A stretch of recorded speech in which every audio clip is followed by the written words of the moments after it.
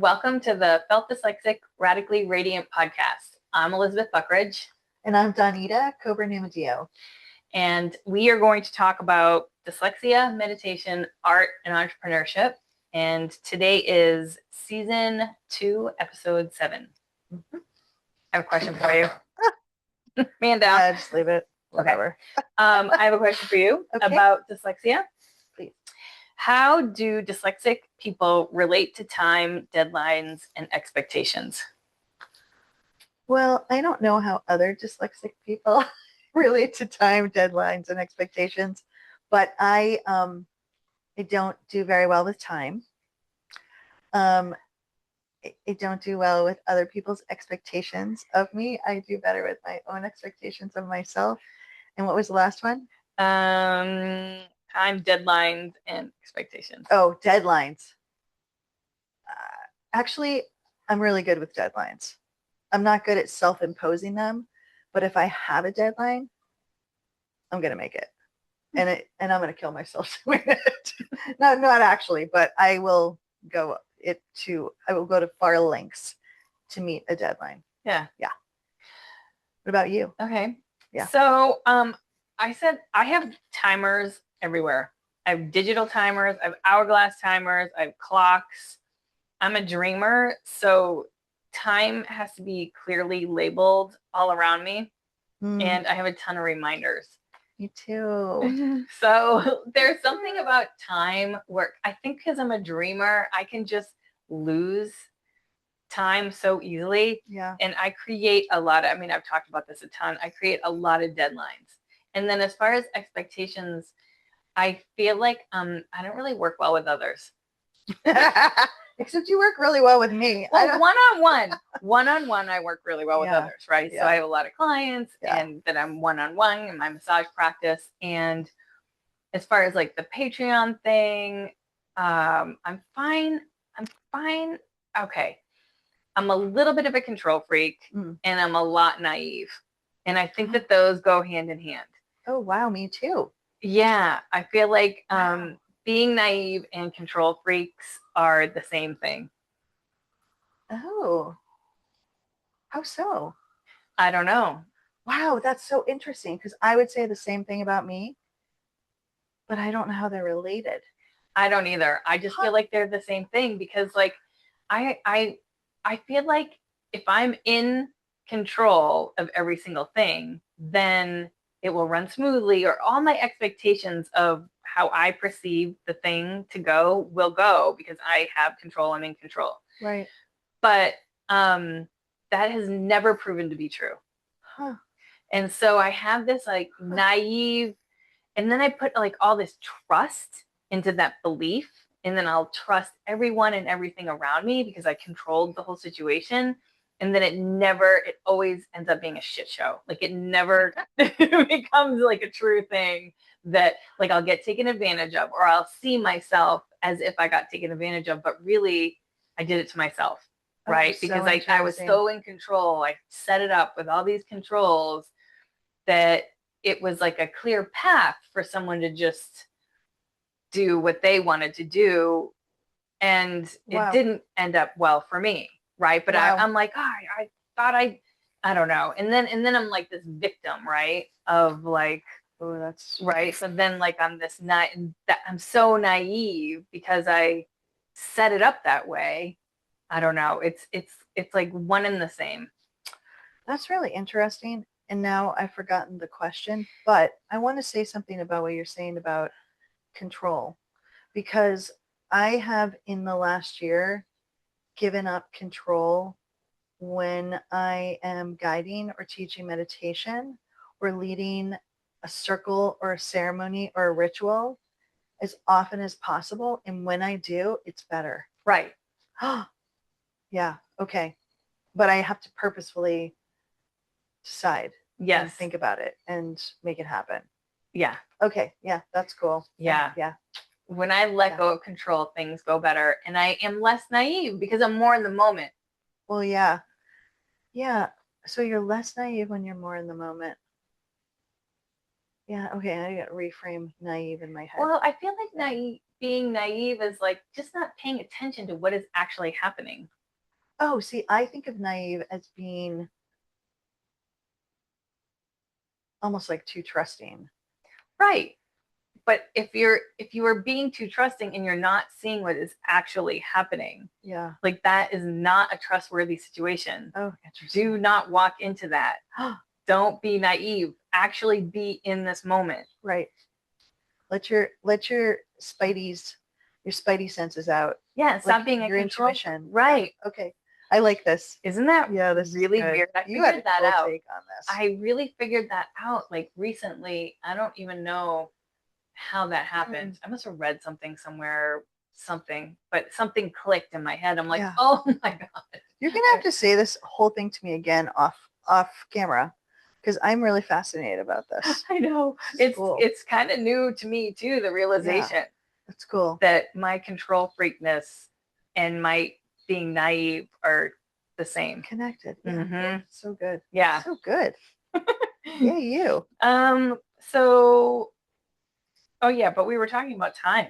Sorry. Oh, expectations. Expectations is how I got there. Okay. Right? Yeah. Oh man, expectations is like is just expectations ruin anything that has been ruined for me, or anything you that had an ruined, expectation. anything I ruined for myself is because I put an expectation on how I thought it was going to go, and then it didn't. Right. And then I was like, as it usually pissed. doesn't. Right. It usually doesn't go the way you thought it was going to go. That's like the big lesson, right? Yeah. Oh, yes. Oh, yeah. yes.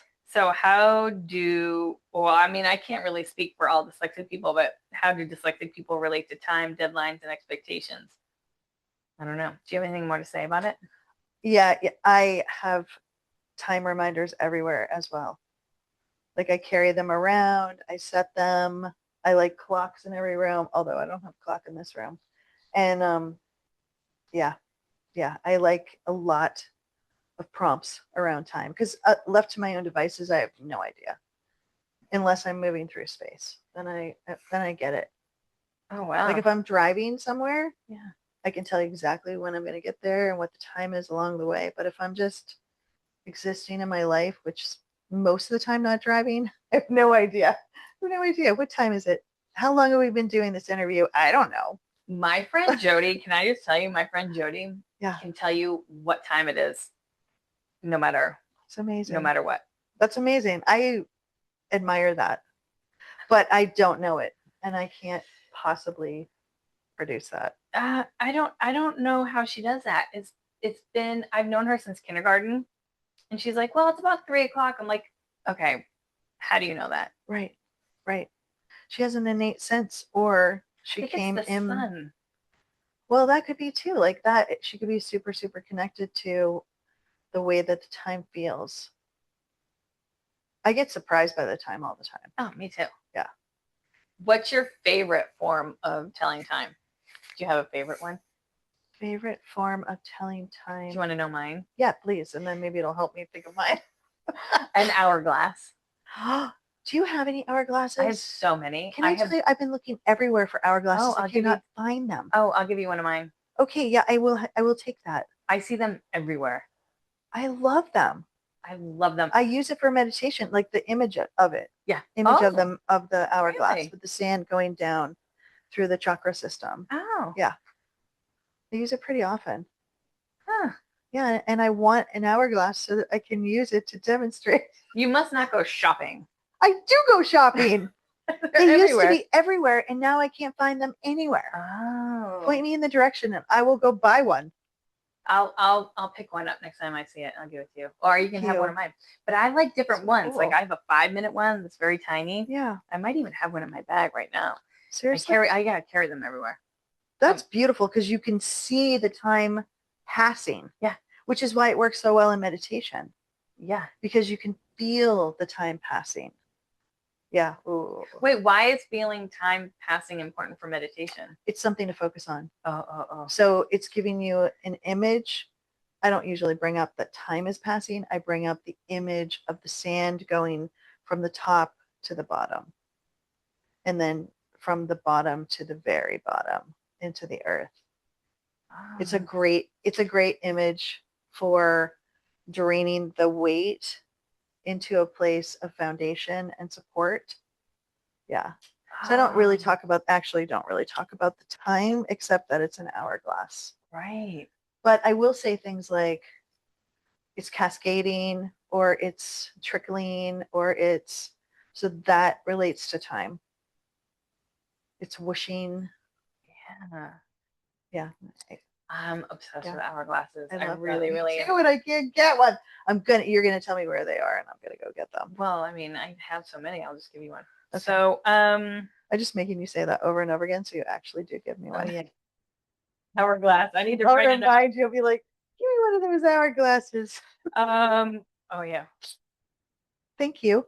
So I have a quote for you. Okay. It's about dyslexia, and it's the Dyslexic Guide for Adults, page 16. And who wrote that? I think I forgot to write down who wrote that. I don't remember. Anyway, I'll have to figure it out. But anyway, they talk about interesting statistics. So there's over 50 million people in the United States that might have dyslexia. Wow. But I mean, that makes sense because it's 20%. So right. I mean, I can't do math in my head because I have that dyscalculia too, whatever that word is. But it's so that's like 1 out of, okay, I'm not even going there. But 50 million people. Yeah. If there's 330 million people. Yeah. In the United States, I feel like that's low. Yeah. But I think it is. But maybe that is the right math. I don't really know. Well, I'm not great at doing math on the spot either, unless it's just very, very simple, which it doesn't feel very simple right now. No. Well, 50% would be, half of three, so 150, 160, 75, and then that's, and then 20%. Well, 20%. 20% is 10% and double it. Right, 10% and double it, and also that's the low end of tipping. So you take the first 3 numbers, right? So 330, and then you double that. So that would be 6. So I would think it would be 60 or 70 million, not 50 million. Okay. Well, that was pretty impressive what you just did. Well, no, that's just tipping. So so if you have a check that's $25. Tipping, as in giving a tip. A tip, like if you're at a restaurant. So I did not know. I thought it was a math term. I learned this. Yeah, so you take the first 3 numbers and you double them. So it's $25. So that's $5. Yes, would be the low end of 5. And then you double it. So then 10. All right. So wait, it's 350. I don't know what I'm talking about. Wait a minute. 350. How many people? In the United States, there's 330 million people. Million. 330 million people. Okay. In the United States. So, okay. Yeah. So 6. Okay. Yeah. So you would 660. Right. So that would be like 60 million people, right? Not 50 million. I would think that there's more than 50 million people with dyslexia in the United States. You know what? We can find this out and bring it up next time. I want to. Yeah. But how would you even know? Because most people aren't even diagnosed. Right. You wouldn't know. That's the thing. And it's changing all the time, I bet. Yeah. Because neural diversity is changing all the time. Yeah. And there's such a huge spectrum, There's a huge spectrum. That, I don't know. My gut feeling is that there's more than 50 million people. Yes. And when was this book written too? But I think it's kind of new. Anyway, I'm kind of all over the place with this quote today. I don't think you are. I think you're making some really good sense. And I also think we can't forget about evolution, because my feeling is, as we're evolving our consciousness, as we're evolving all of the parts and pieces of us, we're also evolving our creativity, our ability to problem solve. Like all of that stuff is part of evolution. So the formula is never going to work out perfectly. Yeah. We're not going to know. No. So let's just say a shit ton. Okay. let's just say more than 50 million people More than 50 million in this people. country. Yeah. All right. Well, let's move on to something more, I don't know, different. So No math. No math, please. The Japanese micro season that we're in right now is plums turn yellow. That's cool. Yeah, that's beautiful. Yeah. These are also beautiful. Yeah. Yeah. Well, I don't know. A couple of weeks ago, it was silkworms eat the mulberry leaves, and I did that painting one. And silkworms are weird. Are they? They're white, and then when they turn into moths, they have these like antennae. Ears? They're like antennae that look like comb, like a comb. Oh. They're kind of fuzzy and cute, but also not. Huh. So sometimes moths are exotic. I think moths are exotic. This silkworm moth was very exotic. Yeah. And I like that though. Yeah. I chose just to paint one little guy heading towards a mulberry leaf because when you see pictures of them, there's like thousands. It was weird. I don't know. So some of these Japanese micro seasons are very, very cool. Yeah. And some are like, like worms in the dirt and weird stuff like that. Yeah. I don't know. Still cool. Whatever. It is really cool. I like just knowing what's going on in nature. Right, in the cycles of nature.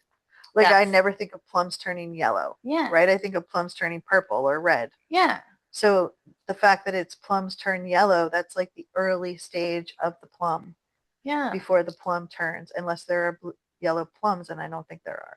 I don't know. Like this is like why I like this so much because then I go down this rabbit hole of finding out about stuff that I never would have thought of. Yeah, it's cool. Mm-hmm. All right. So yeah, Japanese micro season, plums turn yellow. And I like it. I have another question for you. Okay. So this one's about meditation. How do creativity and meditation inform each other?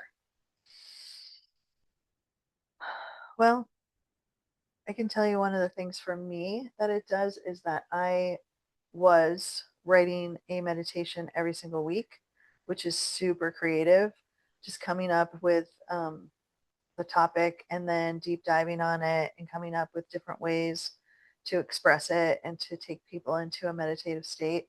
That was super creative for me. Not everyone's writing meditations, right? So I do every week too. Well, there you go. Okay, so that's very creative.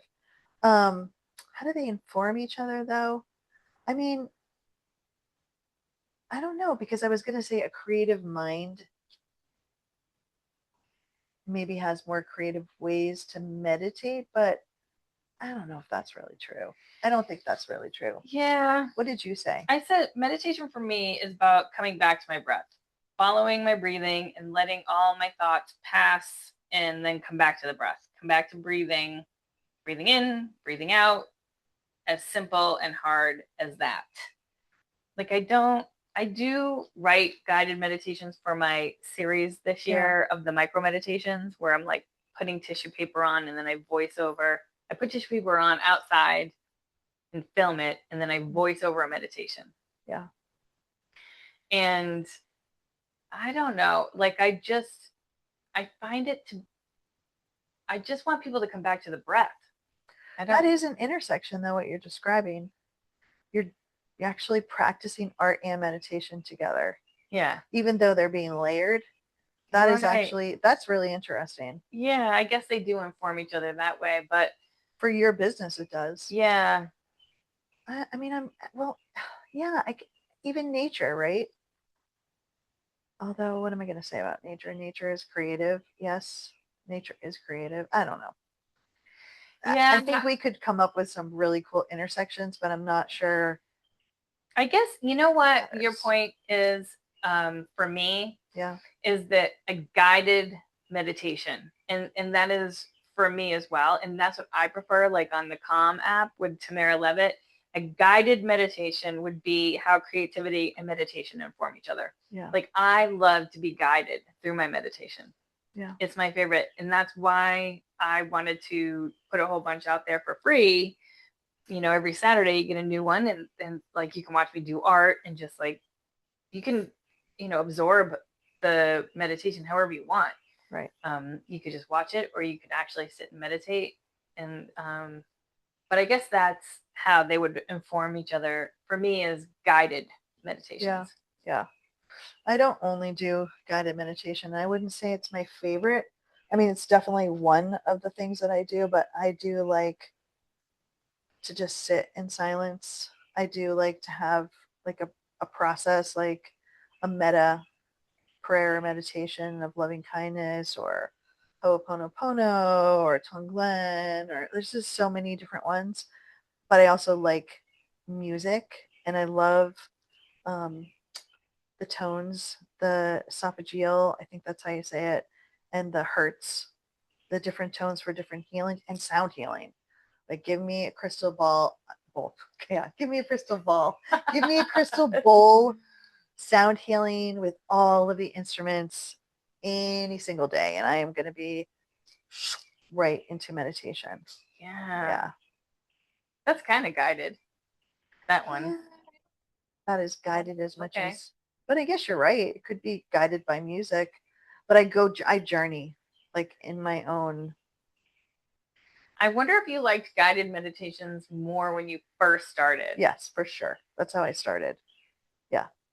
And that's how I work with beginners, is always with guided. But I do still like guided. It's just I like different things for different seasons. Yeah. Of my life. Yeah. Or time, or yeah. Yeah. Yeah. Okay. Oh, what happened? Oh. I think it was just somebody called in and our screen went blank. Oh, okay. There we are. Okay, so I have another question for you. Okay.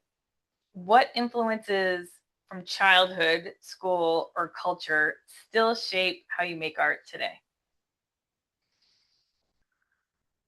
Expecting things to be pretty. Oh. So like for visual arts, really I'm I draw a lot of pretty things. I really do, and I think that's from expectations in school. You know, trying to make I'm trying to break out of the box of that though, but trying to make the things that I'm representing in art be aesthetically beautiful. Um, I would say the same is true of music, the same is true of dance. I mean, dance, I kind of have to give it up because the way that I envision myself as a dancer versus the way that I see myself when someone has filmed me, they're not the same thing.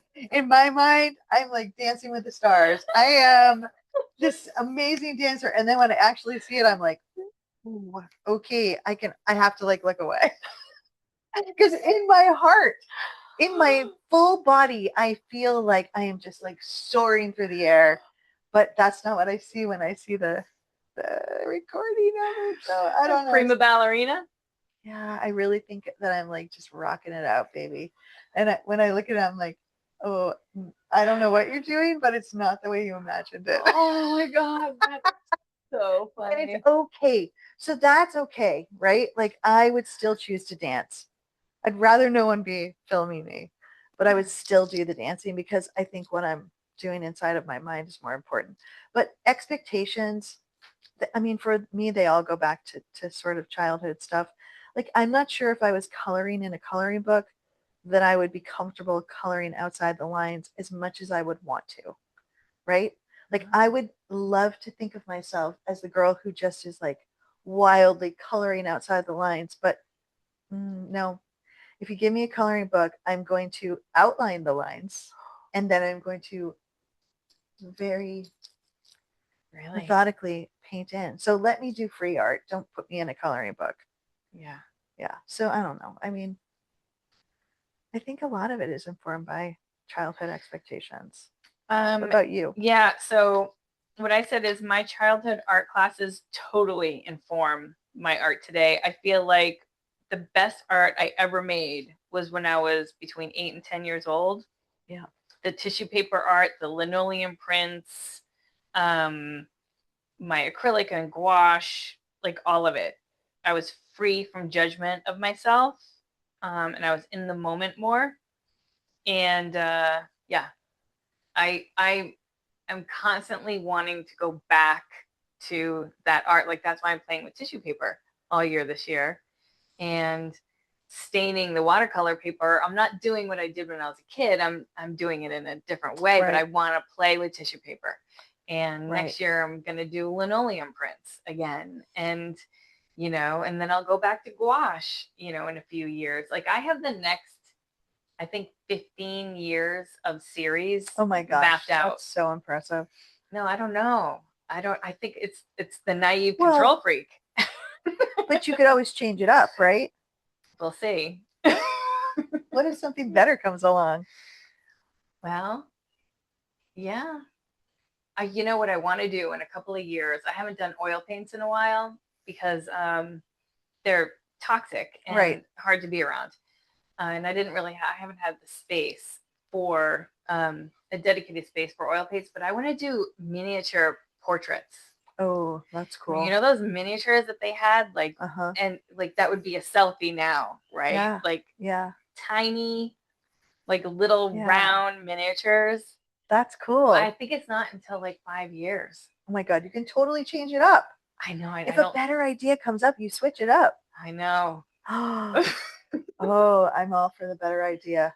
How does it get better than that? Well, I mean, move it up so you get to do it in your life. Yeah, no. I mean, you know, I could look it up and tell you. You know what I think is interesting that you just said, though, is that you were freer when you were a child. Yeah.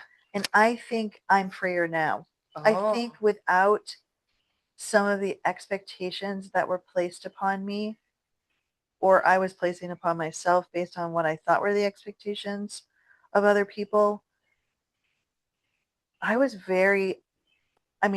like basically a wild wolf just dying to get out. And now I feel like I'm a wild wolf who's out and I do a lot of like wild things and I don't have the same kind of boxes. Yeah. You know what I mean? But I think as a child, I had that desire. I think I really did. And I would play it out in different ways, but I didn't play it out in art the way that I wished I had. Yeah. I wish I had experimented more. Yeah. Everything didn't have to be pretty. No. And now everything's not pretty. I still want to make it pretty, but I'm okay if it's kind of wild and messy. Yeah. Yeah. Yeah. Yeah, that's growth. Yeah. That's a lot of inner work. Yeah. Yeah. I don't know if I want to make out things pretty or good, or I think I want it to just get done. You know, it's hard to know when to finish. Right. Like I heard a quote, like things are finished when they're like adding more won't improve what you're up to. Yeah. You know? Oh yeah, I over add and I also don't finish. Well, yeah. Yeah. To know when something's done. Right. So it's done when I have that's one of the reasons I have to have a deadline. Yeah. Is that it just has to be done because it's getting published, you know, tomorrow. It's got to be done. I got to work on next week's. Right. Okay, that's good. So, you know, it's just good enough. It's just good enough. I have trouble with good enough. Good enough is hard for me. Good enough is... Yeah, good enough is hard for me. It is, but it's important to just have it be good enough because it will never be perfect, right? I agree with you. I think it's really important to let things be good enough. I'm not there yet. I mean, I am in some ways, but not as much as I wish I was. Yeah. Yeah. That's good. And I like that the deadline forces the good enough. Yeah. Like I keep saying I want to get some deadlines going, but it's so hard for me to self-impose them. I really need to get I need to work on this girl, wherever she is on the left or on the right, tell her to tell the other girl to get a deadline. Well, if you had a website. I do have a website. Well, if you posted art every week. Oh yeah. If I had something I had to, that's a good point. Okay. If I had to have something on. Yeah. Okay. All right. Yeah. Thank you. This is very helpful, actually. You can double it with something else that goes out every week. Like I did with my blog post. It's the cover art for my blog post, right? The blog post has to go out and it's just my musings about life. Right. But the cover art has to go with it every week. So it has to Yeah, get done. of So if course. you wrote a blog post and then did the art with it, or whatever you want to do, you could just put art out. Just something every week, which I don't do. Okay, Mhm. I have a And new it's thing to do. yeah, it's just good enough. And Which you is could just what do a my doodle. meditations were when I had to have a meditation every single week. Oh, And I knew that I was teaching a class and I needed a fresh meditation. what about putting your meditations on your website It's every a week great idea. and then do the cover art for your meditation that you wrote that week? It's a great and idea. Put it out there. Oh my God, so good. Yeah. This is very creative of you. Yeah. Well, Thank that's you. what we do. We draw from everywhere and then we make a thing. Okay, That's I how- like this. Yes, this is good. Yes. Okay. Okay. So let's see here. Oh yeah. So the question was, how does creativity and meditation inform each other? Well, there you go.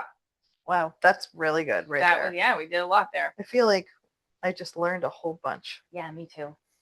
So question about art. Oh no, that was the no, I'm sorry. I skipped. That was the what it was. So Yeah. actually interesting. The question about the meditation and art kind of like were the same sort of answers. They kind of went together. Yeah, they went together because what influences from childhood, school, culture shape how you make art today, and then we looped it back into meditation, which Right. really is our jam. Makes a lot of sense. Yeah. Okay, I have a question for you about entrepreneurship. Okay. What does financial independence mean beyond money for women entrepreneurs? Do you want me to go first? I have 3 words. Yeah. Everything, freedom, equality. Oh, I like that. Yeah, I would add support, Oh. like supporting each other in ways that are, I mean, I think it is financial, but in ways that women feel the support of other women so that they can create the financial freedom. Does that make sense? Yeah, it does. So I would say that word for me would be collaborating. Yeah, you say that word. I love that word. So that's what felt dyslexic collaborative, because I envision building this thing where we all can like connect with each other with different strengths. Yeah. Because dyslexic people need help with a lot of detailed stuff, right? Right. But there's so many women out there that have all these strengths that we could tap into. Right. It's a lot. Right. If we just need to get organized and help each other. Right. And so that's where like my coaches, so Amber Berry, digital, she helps me run my website and she is very good at detail stuff. As a matter of fact, she's starting to train people who want to run, help women run businesses through what my website's on, Entreport. Mm-hmm. So she has like a training program to help women learn Entreport to help other women create businesses. Yeah, so you could anybody really can like contact Amber Berry for digital if you want to run a website for women entrepreneurs. Mm-hmm. That's really cool. Or just hire her. And she has she'll do it all. She'll do some of it, or she'll train you to do it for yourself or for other people. Okay. Yeah, she's really cool. And then like Maggie Drayton, my other coach, is getting women together. I think she's going to have like 100 women in a sort of like a collaborative and coach. I mean, like women working with women are super powerful, and it's really like cool. Becoming bigger. Yeah, that is. So what else did you want to say about that? Nothing. I think everything you said was great. I know. I just love all these. Do you think there's more to it? I feel like there probably is, and we're missing something. But I think that was really good what you said. Well, the independence is the key for me, right? Like that's what trapped my mom. She just didn't have confidence to be independent, right? And I think that was not. She was born in 1938, so I think that was true for so many people of that generation, right? So like the silent generation, and then the boomers. She was silent generation, but then the boomers still, and then Gen X, like that's us, or me anyway. That's you too, right? You Gen X? I say I'm Gen X because honestly I should be Gen X, but I'm at the very end of the boomers. Oh, you're a baby boomer. I am I am with so the Gen X spirit. Gen X is 1965 to 80, and I'm Yeah. 71. So I'm like right there in the middle, and Yeah. I'm a true blue like Gen X, like Yeah. teenager in the 80s. Yeah. You know, Yeah. um, Yeah. we had no technology really. I mean, there was, but not No. not like Not like real. no. Anyway, so I feel like we have so much freedom now as women Mm-hmm. to be able to be entrepreneurs, and independence Yeah. is the main. It's like freedom. That's what it equals to me. Right. I Right. agree. Yes. And Yes. so now we're going to be 50-50 with men. Like it's shifting. It's slow. Human race is slow to shift. But I don't want women to have more power. I just want equal. Yep. And then we can like, you know, I just think that everything would be happier if we had more equal say. I agree. I do want them to have more for a while because I don't see how it gets even without like a little seesaw effect. Like, I think that ultimately the goal would be equal, but I do feel like we need to right the ship. I don't know anything about ships, so just take this. But I feel like we almost need to like come back to the side so that we can even it out. Okay. Yeah. It's so lopsided. Right. And it's been so lopsided for so long that I feel like we need a cleanup crew of female women's energy, the way that women operate in the world by taking care of everyone, taking care of men too, but taking care of everyone, especially other women and children. And I just feel like we need some of that nurturing from a place of power to begin to bring it back into an equilibrium. I see that. I'm taking sailing lessons again this year. You are? Mm-hmm. I love that. Yeah. That's cool. Sunfish. Oh, I had a sunfish when I was a kid. You did? Oh my God, I was always out of my sunfish. Really? Oh, I was such a little sailor sunfish girl. Oh, yeah. Oh, yeah. I was too, but I sucked. I always lost the race. I'd be like this, going through the water. Like, really? Oh, yeah, I was a little daredevil on that thing. I would just catch some wind and go. Did you race? No, in my mind I did. No, we were in a little, we had a summer home in Maine. Yeah. And we had a canoe and a sunfish and, all the other things like bikes and stuff. But yeah, we had a spring-fed lake and I would take the sunfish out and just go wild. Nice. Yeah. I also would like hike by myself. There was all kinds of things like moose and bears and I don't know, I felt so safe and such a nature girl. Yeah.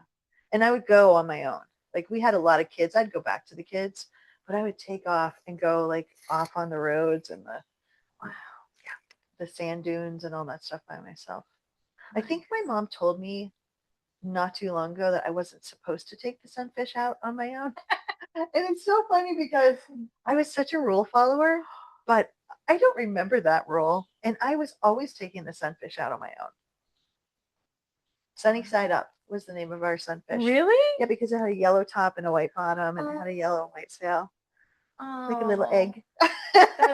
That is so... Loved it. I would do that again in a heartbeat. Well, you can come up to Plymouth. Okay. And sail. All right. Do you do it on the salt water? No, we have a fresh water. Okay, good. Yeah, that's better. I don't want to go out on the ocean in sun. No. Never to be found again. No, but the little, we have a little tiny 100-year-old yacht club where the meetings are held outside. I mean, this is like old school. That's cool. But it is no joke sailors. Like no joke. Well, there's like 30 boats. I'm a joke sailor now, but I was a no joke sailor, but now I'd be a joke sailor. Oh, I was so bad when I was a kid. I would capsize my boat on purpose because I would be losing, and I would scream for my brother to come get me. I was such a brat. Oh my God. Oh no, it was bad. You're so funny. I was very competitive, and that's why I stopped doing any competitive sports because I'm a bad loser. Well, I was when I was a kid. I'm less bad now. Yeah. I think maybe. I don't know. I'm still a kind of bad attitude. Interesting. I don't like to lose. Yeah. I don't play would well like with others. others. I told you that. Yeah. I'm also very competitive, but mostly with myself. Right. But I have knocked a 5-year-old over in a theater game. That's what Bailey said to me when we played tennis. I knocked her right over. I do get I definitely want to win. Right. Same. Yeah, but And I like to play with others. well, the Kick their problem is ass. I'm really bad at everything I do. Oh, Sports come wise. on. No, sports wise, I'm so bad. Really? I'm so bad. Yeah, I'm not one of those dyslexic people that are good at sport. I was good Like at sports. usually in the dyslexic brain, you have a very well. So I do with massage. Yeah. But like your how you Strategize. see space, how you Yeah. see yourself in space, Yeah. how you envision yourself in space is heightened. Like that part of your brain Oh is my God. really, really, really good. Yes. And mine is. right. Yes. Right. Yeah. And so you can see how you are in space and how movement is and just flow and Right. and so that goes well with sport typically. And so I could see it, but then I wouldn't be able to do it. For some reason, my body wouldn't do the thing that I could envision, and then I would just have a fit. And so it was about my own expectations about myself. Yeah. And then I just look like a brat. Interesting. Mm-hmm. So I stopped doing those things. Yeah, I would just go into superhuman mode and just make it happen. Oh, I was very competitive and very I could see the space, all that stuff you're saying. That I didn't realize that was a dyslexic trait. yep. But I had a pretty machine-like body, which I don't have anymore. Oh, right. My expectations of my machine-like body have gone past. But yes, I was very fit and very into all that stuff. Yeah. That's cool. Yeah. So interesting. That is very cool. Okay, so I have another quote for you. I have an etiquette quote, and it's about blogging. So remember, this is a long quote, so I'm just taking a bit of it. Yeah. Remember, there is a permanent record of everything you do or say on the internet. It is unethical to post false information and disrespectful to disparage others' opinions. Interesting. Wow. Yeah. That's interesting. I don't know what to say about that. I know. I don't think we really need to get into it because we're in a time right now where that's really being tested. Yeah. Yeah, that is really being tested. And it is unethical. Yeah. Yeah. I've stopped doing all of that stuff. I used to be very opinionated on the internets, on the interwebs, and now I am very much about love and peace. I'll say things, I can call some things out, but not specifically about people, not specifically about yeah. Yeah. I just ignore bad behavior. And I don't listen to the news. Interesting. Yeah, I just always see if there's a thread back to love, peace, and kindness. And if there is, then I'm cool with it. But if it doesn't help bring more love, peace, and kindness, then no, I'm not going to do it. Yeah, that's how I am approaching this, my felt dyslexic. If anything comes into my awareness that isn't heading towards that goal that I have of, my 15-year goal, right, I burn the bridge. Yeah, I don't go there. Yeah. Like I was actually even posting something on my Instagram, and you can't help but things come up, right? And I was like, oh, I almost wanted to go down this rabbit hole of this singer. And I'm like, that has nothing to do with anything that I'm doing today. Right. And I was like, nope, I shut it down. Good for you. It was cool. That's too, like gossip. No. That is also like gossip. And gossip's fine. You know where gossip comes from? No, but I don't do it. Well, so gossip wasn't intended to be negative. Gossip came from way back, let's just say 20,000 years ago or 30,000 years ago. Yeah. When writing, the written word is only 5,000 years old. Letters and writing and stuff like that, right? Ooh. So we're going to go beyond writing to 20,000 years ago, 30,000 years ago. And if I found a place where there was a fresh spring water or there was some food, like an apple tree, and I wanted to tell you where it was so you could make a group of people, get a group of people together to go get like more apples. Yeah. But there was a snake nest or a bee's nest or a tiger or a bear or whatever. I needed to tell you what to be like worry aware of, right? aware of, Yeah. like if there was danger. Yeah. That's where gossip came from. Really? Yeah. That's cool. Yeah. Wow, I did not know that. Yeah, so it's just explaining The dangers. Right. Dangers or like apple trees or just. But don't you think it's morphed into something else? It certainly has. Yeah. Okay. Yeah. It has. Wow. But its roots were. Yeah, it sounds like the roots were actually right. Good. in something good. Yeah. Oh, but now it's done this other weird thing. That's so cool. Yeah, right? So cool that you know that. I got that from Sapiens, that book by Noah. Yes. You something Harari. Yep. I don't know, but it's in my brain. I don't book. know. Yeah. So yeah, it was like a tidbit. Cool. It was surprising. That's why I remembered it. Yeah, right. That is surprising. Okay, so, what's new with you? Do you have anything coming up?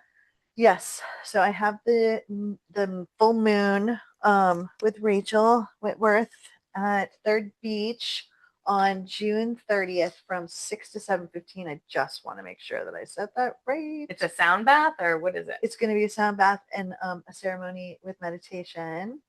And it's called the Strawberry Moon Gathering, a ceremony of sweetness and sound.